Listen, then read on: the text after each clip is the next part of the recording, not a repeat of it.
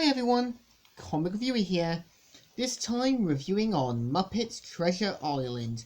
Now, as you know, Muppet Treasure Island is meant to be a 1996 musical adventure comedy film, and much like the Muppets Christmas Carol, is meant to be based on an old classic novel. And this one is meant to be based on the 1883 novel Treasure Island by Robert Louis Stevenson. And the premise of the film is meant to follow Jim Hawkins, Gonzo, and Razzo, who end up getting an old treasure map from Billy Bones as he slowly dies, and pretty much goes on an all-out epic adventure to find the lost treasure of Captain Flint.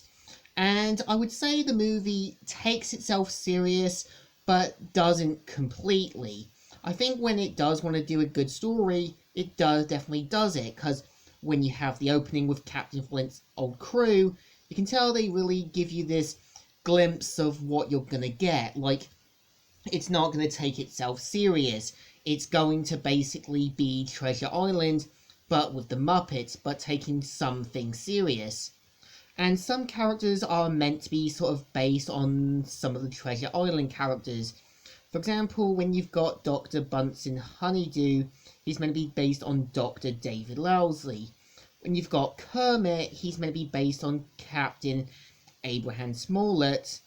And when you also got Miss Piggy, she's meant to be based on Ben Gunn, but instead maybe a female character version, and meant to be Kermit's old love interest.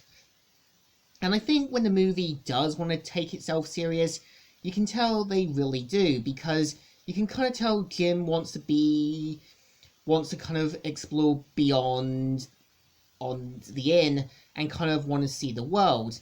And I would say what I think the film does well at is having Tim Curry play Long John Silver. I think what makes him work in this one is that it's clear that he's only using Jim to get what he wants. It's kind of clear that he sees him as a means to find the treasure. And it's kind of clear that he's always got one ace up his sleeve. Like, when he's defeated, he's got the keys to get out. And you can kind of tell he's got one plan ahead of the other, and that plan at that end. But I do think Treasure Planet did a bit better with Silver, as Silver did see Jim's potential. But I think what Muppet Treasure Island does well at is meant to show that in life people can use others to get what they want. And I would say some of the songs in the film really do know how to take itself seriously, because when you've got the song A Professional Pilot, it's basically the villain saying, "You're one of us now, go and join us." And when you've got the song Sailing for an Adventure, it's like, we're on the open sea now. And also, when you've kind of got Love Let Us Hear, it's basically Kermit and Miss Piggy singing the song, "We're back together, nothing's gonna stop us now." And I would say as well, I think much like Muppets Christmas Carol, you can kind of tell that, yeah, they do take themselves seriously, but not completely.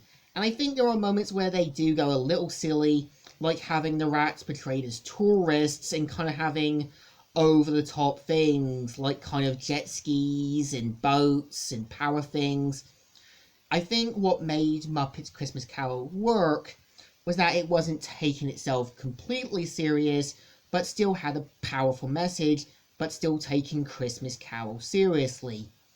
And I think my overview thought on Muppets Treasure Island, it's watchable and definitely enjoyable, but I think it definitely deserves a thumbs up. Still good, still great, but still missable. So, Comic Reviewer here, signing out.